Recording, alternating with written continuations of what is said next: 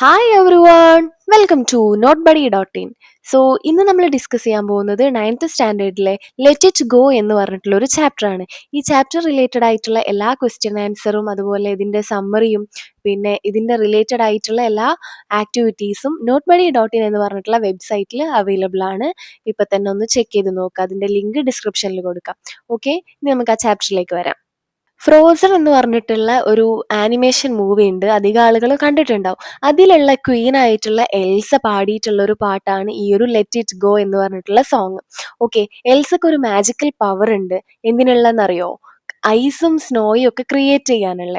അതുകൊണ്ട് തന്നെ ചെറുപ്പം മുതലേ അവളോട് അവളുടെ പാരൻസ് പറഞ്ഞത് എന്താണ്, ഈ ഒരു മാജിക്കൽ പവർ ഉള്ളതുകൊണ്ട് നീ എന്ത് ചെയ്യണം, അത് പുറത്ത് കാണിക്കരുത്, അതുകൊണ്ട് ഇത് ഹൈഡ് ചെയ്യണം, ഈ പവേഴ്സ് അത് യൂസ് ചെയ്യരുത് എന്ന് പറഞ്ഞിട്ട് അങ്ങനെ അവളെ പഠിപ്പിച്ചതാണ്.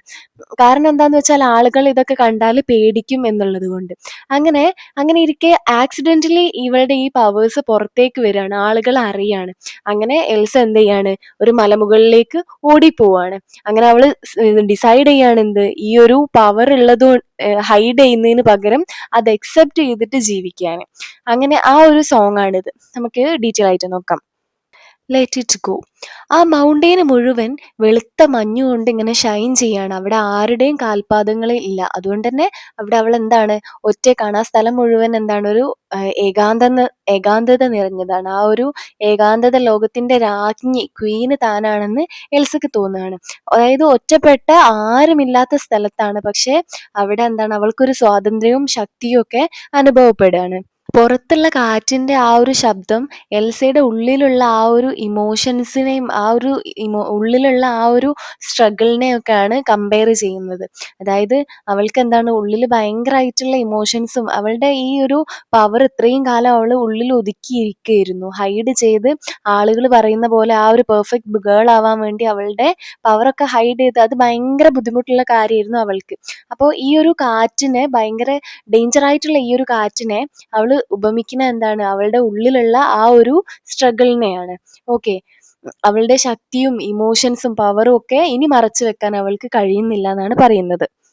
ഈ സ്റ്റാൻസയിൽ പറയുന്നത് എൽസക്ക് ചെറുപ്പകാലത്ത് ആളുകൾ നൽകിയ ഉപദേശങ്ങളെയൊക്കെയാണ് സൂചിപ്പിക്കുന്നത്. പാരൻസ് കൊടുത്തിട്ടുള്ള ആ ഒരു ഉപദേശങ്ങളൊക്കെ.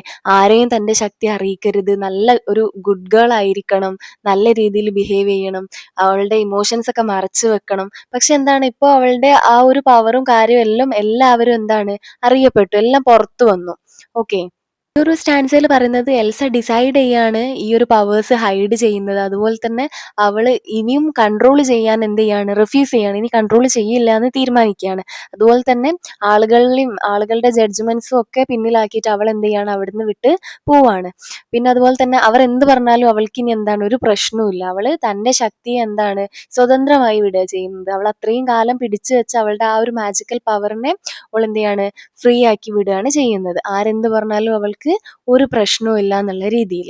ഓക്കെ, ഈ സ്റ്റാൻസിൽ പറയുന്നത് എന്താന്ന് വെച്ചാൽ, അവള് സൊസൈറ്റിയിൽ നിന്നൊക്കെ ഇപ്പോൾ ഒരുപാട് ദൂരത്താണ്, അവളൊരു മൗണ്ടെയിനിലാണ് ഉള്ളത്. അപ്പോൾ ഈ സൊസൈറ്റിയിൽ നിന്ന് അകന്ന് നിൽക്കുമ്പോൾ അവളുടെ പ്രശ്നങ്ങളൊക്കെ എന്താണ്, ചെറിയതായിട്ട് തോന്നുകയാണ്.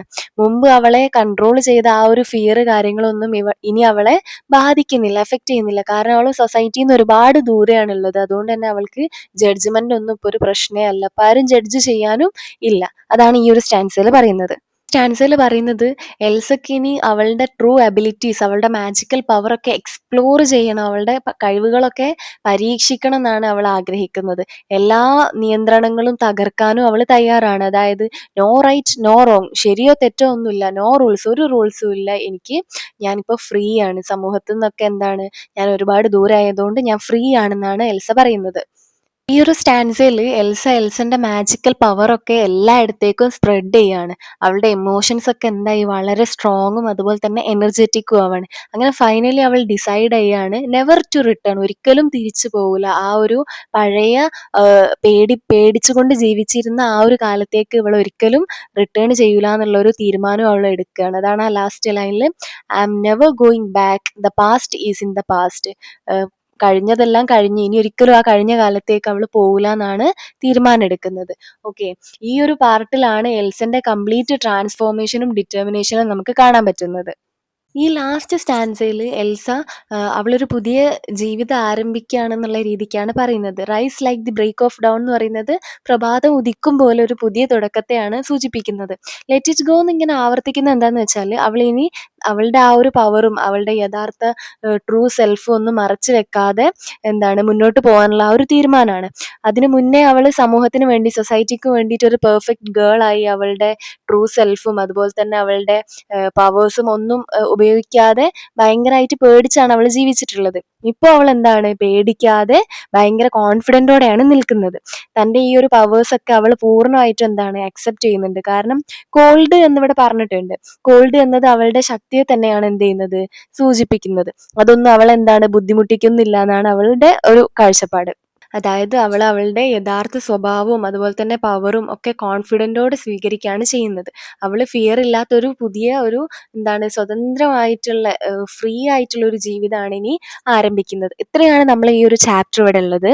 ഈ ലെറ്റ് ഇറ്റ് ഗോ എന്ന് പറഞ്ഞിട്ടുള്ള ഈ ഒരു ഗാനം നമ്മളെ പഠിപ്പിക്കുന്ന ഒരു പ്രധാന കാര്യം എന്ന് പറഞ്ഞാൽ, ഭയം കാരണം നമ്മളെ ജീവിതത്തിൽ നമ്മളെ യഥാർത്ഥ സ്വഭാവം മറച്ചു വെക്കരുത്. അത് നമുക്ക് ദുഃഖം മാത്രമേ നൽകുള്ളൂ എന്നാണ് പറയുന്നത്.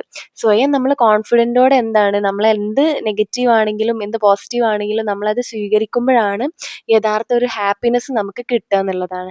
അപ്പോൾ ഇത്രയേ ഉള്ളൂ ഈ ഒരു ചാപ്റ്റർ. ഈ ഒരു ചാപ്റ്ററിൻ്റെ അപ്രിസിയേഷൻ അതുപോലെ തന്നെ ഇതിലെ പോയറ്റിക് ഡിവൈസസ് കാര്യങ്ങൾ എല്ലാം NoteBuddy.in എന്ന് പറഞ്ഞിട്ടുള്ള വെബ്സൈറ്റിൽ അപ്ലോഡ് ചെയ്തിട്ടുണ്ട്. അപ്പോൾ നിങ്ങൾ അതെല്ലാവരും ചെക്ക് ചെയ്യുക, നന്നായിട്ട് പഠിക്കുക.